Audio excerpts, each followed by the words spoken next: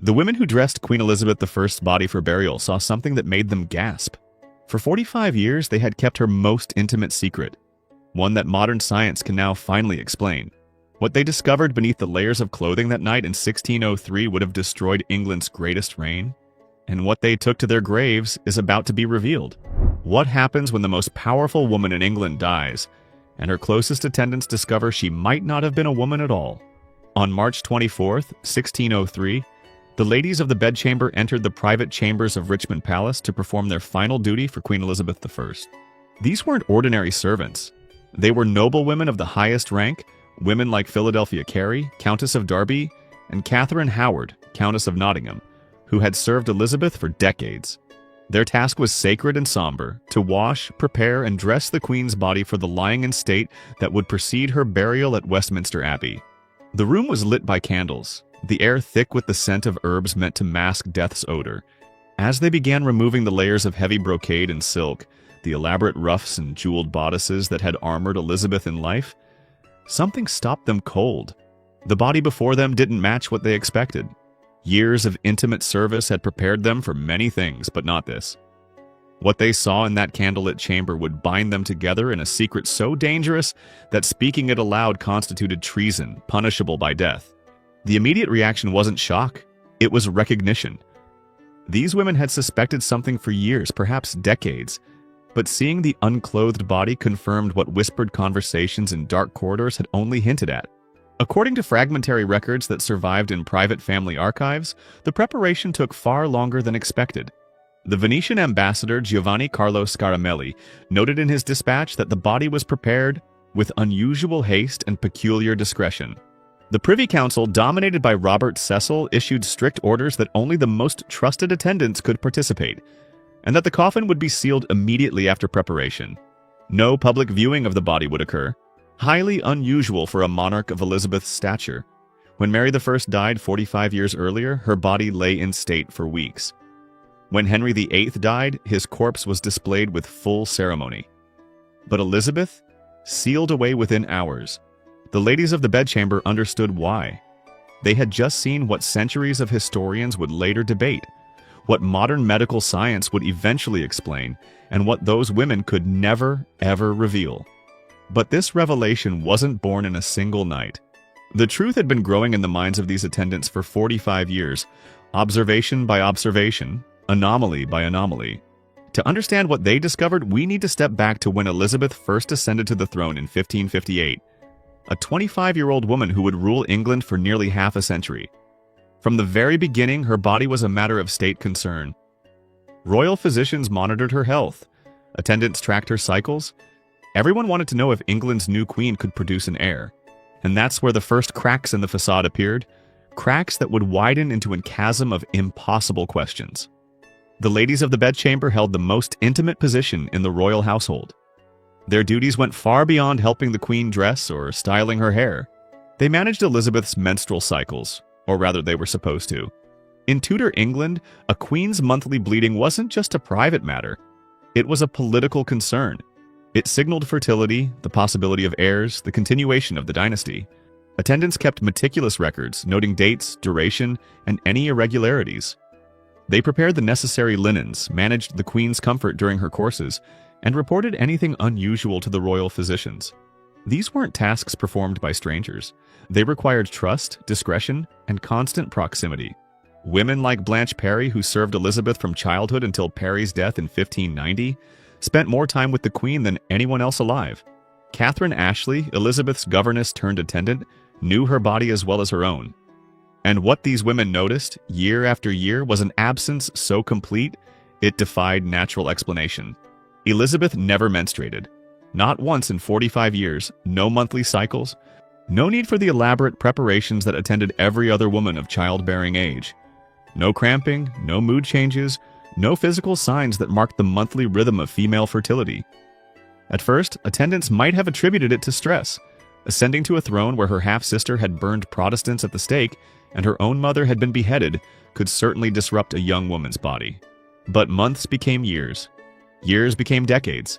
By the time Elizabeth reached her 30s, then her 40s, the absence of any menstrual cycle became impossible to rationalize. Yet the attendants said nothing publicly. They couldn't. Suggesting that the queen was barren, or worse, not fully female, was treason. But privately, in whispered conversations between trusted companions, the questions multiplied. What kind of woman never bleeds? What kind of body produces no sign of fertility for an entire lifetime? The evidence went beyond the absence of menstruation. Elizabeth's physical appearance began changing in ways that alarmed her attendants. As she aged, facial hair growth became increasingly noticeable. Not the fine, barely visible hair that many women develop. Coarse, dark hair growing along her jaw and upper lip that required constant management. Historical accounts from foreign ambassadors describe Elizabeth's face as increasingly mannish in her later years. The Spanish ambassador Diego Guzmán de Silva wrote in 1568 that the queen's face showed a certain hardness of feature unusual in a woman of her age. By 1580, reports described her applying cosmetics so thickly that her face appeared mask-like. But the attendants knew what those cosmetics were hiding. They saw the truth every morning when they helped her dress, every evening when they helped her prepare for bed. The facial hair wasn't occasional or slight. It was persistent, requiring daily attention, growing back with the determination that no amount of plucking or primitive waxing could permanently eliminate. Modern endocrinology offers a stunning explanation for what those women observed. Complete androgen insensitivity syndrome, known as CAIS, is a genetic condition where a person is born with XY chromosomes, typically associated with males, but their body cannot respond to androgens, the hormones that masculinize the body during development. The result is a person who appears externally female but lacks internal female reproductive organs. Instead of ovaries and a uterus, individuals with CAIS have internal testes that produce testosterone. However, because their bodies cannot respond to that testosterone, they don't develop male characteristics during puberty. They develop as females, often strikingly beautiful, with clear skin, graceful proportions, and feminine features. But there's a catch. Several catches, actually, and every single one matches what Elizabeth's attendants observed. People with CAIS never menstruate because they don't have a uterus or ovaries. They're infertile, completely incapable of bearing children. They often grow taller than average women because they have the skeletal growth patterns associated with XY chromosomes. Elizabeth stood 5 feet 4 inches tall, considerably above average for 16th century women. CAIS individuals typically have less body hair than most women, but they can develop facial hair in adulthood because their internal testes produce testosterone. Even though their bodies don't respond to testosterone in terms of muscle development or voice deepening, facial hair follicles can still be stimulated by the hormone. It's a cruel irony, appearing completely female but developing one of the most recognizably male secondary sex characteristics. And here's the detail that makes this theory so compelling. CAIS wasn't identified medically until 1953. The ladies of the bedchamber in 1603 had no framework to understand what they were seeing. They knew Elizabeth's body was different. They knew it was impossible, but they had no name for it. The evidence becomes even more striking when we examine Elizabeth's famous beauty regimen, or rather, her increasingly desperate attempts to hide what was happening to her face. The mask of youth, as historians call it, was Elizabeth's signature look. Chalk white skin achieved through thick applications of a substance called Venetian cerusse. This cosmetic was a mixture of white lead and vinegar, creating a paste that could be layered onto the skin to create a smooth porcelain appearance. It was horrifically toxic. Lead poisoning causes hair loss, skin deterioration, and eventually death. Elizabeth knew this. Everyone knew this. 16th century medical texts warned against it. Yet Elizabeth applied it daily in increasingly thick layers for decades. By her 50s, foreign visitors reported that her makeup was applied so heavily it would crack when she smiled, that pieces would flake off during audiences, revealing damaged skin underneath. But why would someone willingly poison themselves with lead-based cosmetics? Vanity is the traditional answer. Elizabeth wanted to maintain the appearance of youth in an age when a woman's value was tied to her beauty. But the attendants who applied that makeup every morning knew better. They saw what it was covering. Beneath the white paste were the coarse, dark hairs that Elizabeth couldn't afford to let anyone see. The makeup wasn't about youth, it was about concealment. Think about it practically. Plucking facial hair leaves visible follicles, redness, and shadow. In an era before modern cosmetics, before foundation and concealer as we know them, how do you hide that kind of hair growth? You bury it under opaque, thick paste. You create a literal mask. The lead wasn't a beauty treatment, it was camouflage for a biological reality that would have destroyed Elizabeth's reign if discovered. The toxicity of the makeup created a vicious cycle that the attendants watched helplessly. Lead damaged Elizabeth's skin, creating lesions, scarring, and discoloration that required even more makeup to hide. The more makeup she applied, the worse her skin became. The worse her skin became, the thicker the applications needed to be.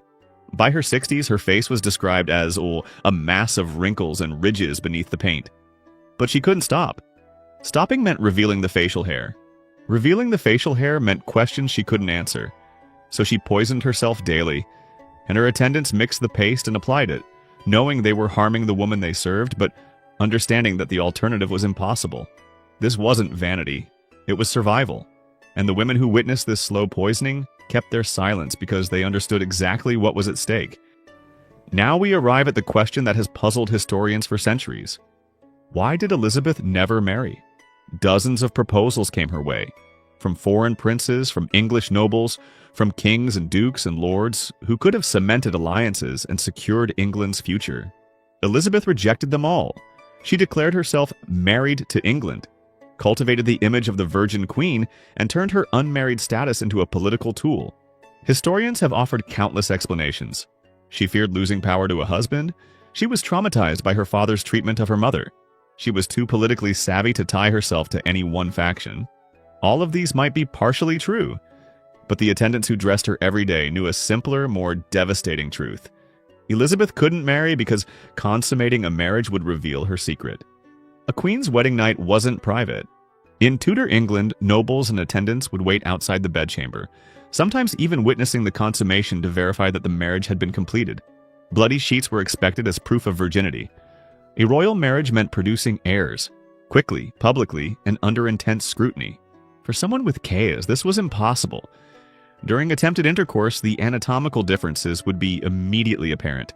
While chaos individuals typically have a vaginal opening, the vagina is often shorter and ends in a blind pouch because there's no cervix or uterus.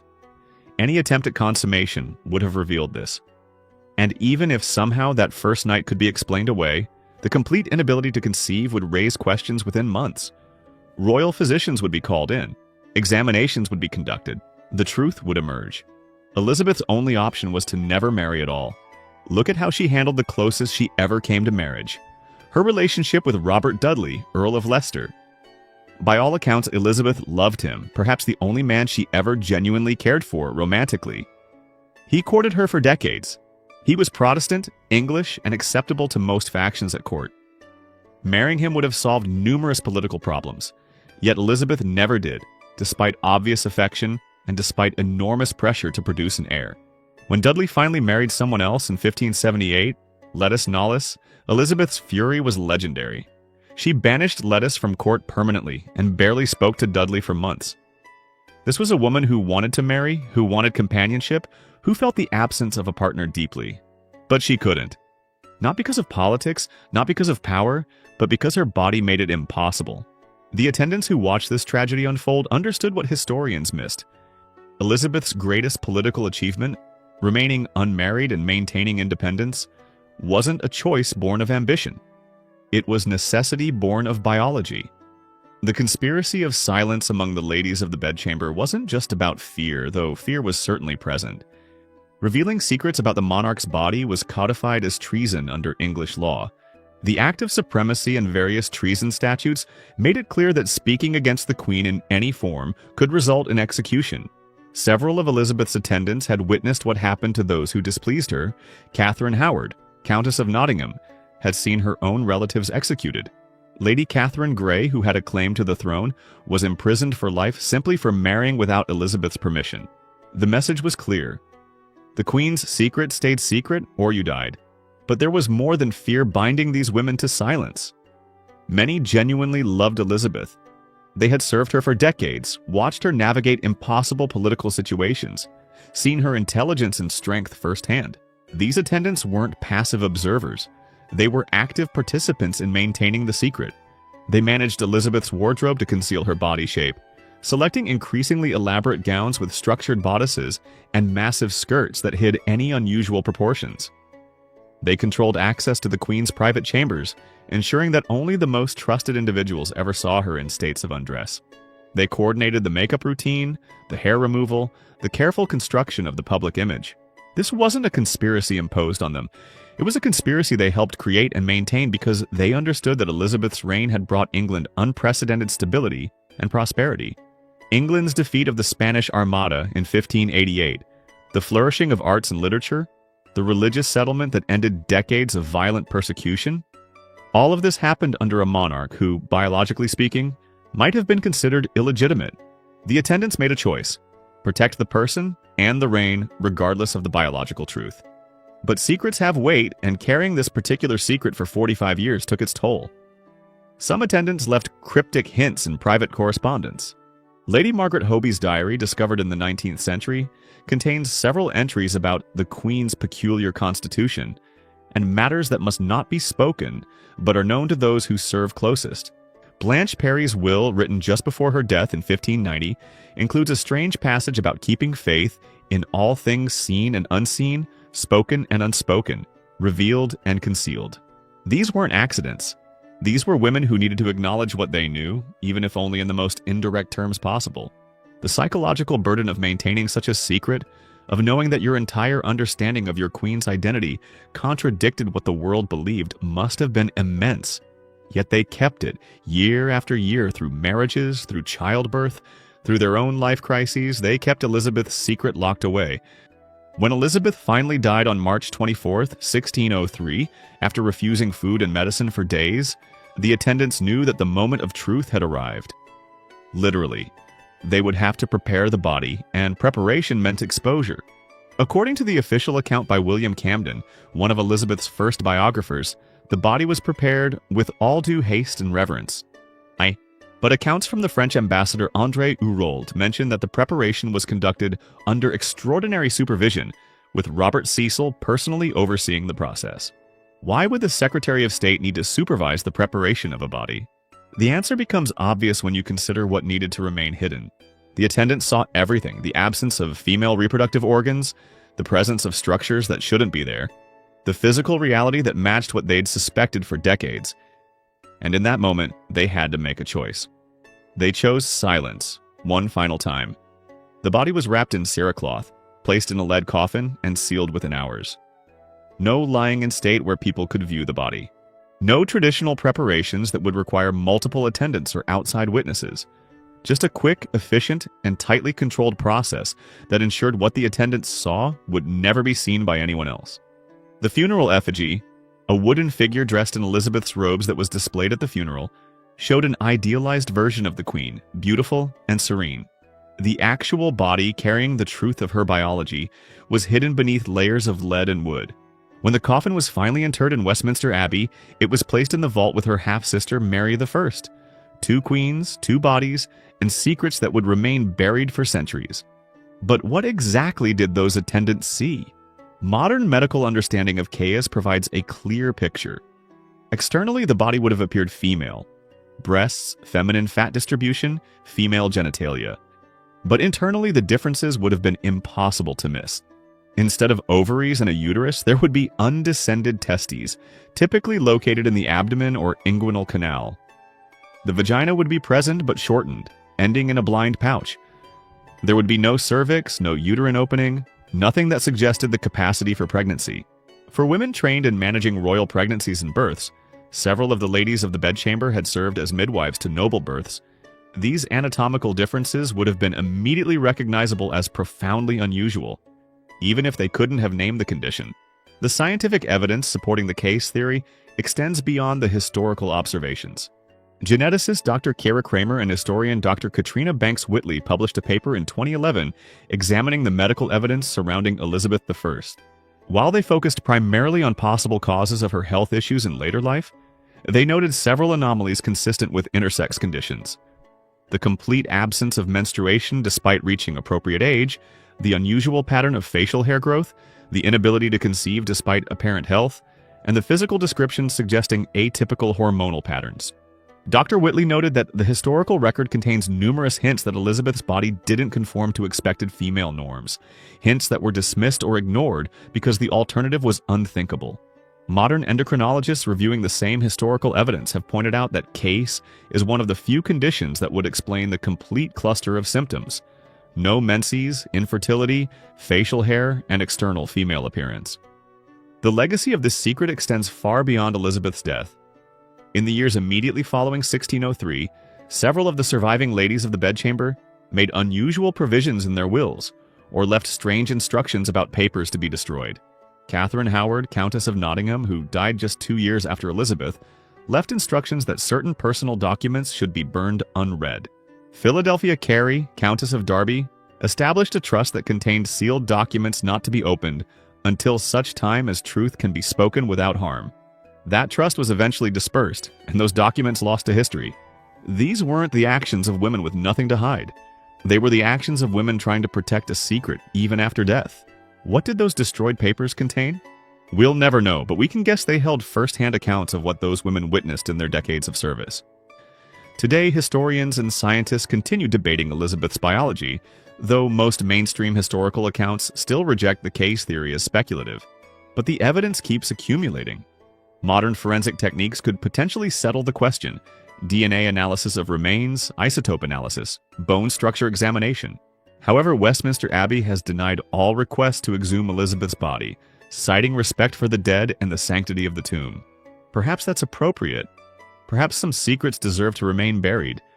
Or perhaps the Abbey authorities, like Robert Cecil 4 centuries ago, understand that some revelations would be too disruptive, would change too much about how we understand history, would force too many uncomfortable questions about legitimacy, identity, and power. The women who kept the secret for 45 years believed that protecting Elizabeth's legacy was worth more than revealing the truth. Maybe they were right. What we're left with is a profound historical mystery, supported by compelling evidence, but impossible to prove definitively without examination of remains that will likely never be allowed. The ladies of the bedchamber took their secret to the grave, but they left just enough traces: cryptic diary entries, unusual will provisions, fragmentary accounts of peculiarities, that we can piece together what they saw. England's greatest queen, the woman who defeated the Spanish Armada, who presided over a golden age of literature and exploration, who crafted the religious settlement that ended decades of bloodshed, may have been biologically male with a condition that gave her a female appearance. The women closest to her knew this truth and chose to protect her anyway. Not out of deception, but out of love, loyalty, and understanding that greatness transcends biology. 423 years after Elizabeth's death, their secret finally has a scientific explanation. Whether that makes it more or less remarkable is something each of us has to decide for ourselves. If this investigation into one of history's most closely guarded secrets fascinated you, I need you to do 3 things right now. First, subscribe to this channel. We're uncovering historical mysteries that mainstream sources won't touch, using modern science to solve centuries-old questions, and you don't want to miss what we're investigating next. Second, leave a comment telling me which historical figure you think we should examine next, because your suggestions directly shape our content. And third, hit that like button, because engagement tells me you want more deep-dive historical investigations that combine forensic science with archival research. This kind of content takes weeks of research to produce, and your support makes it possible. The ladies of the bedchamber kept their secret for 45 years. Let's make sure their story finally gets the attention it deserves.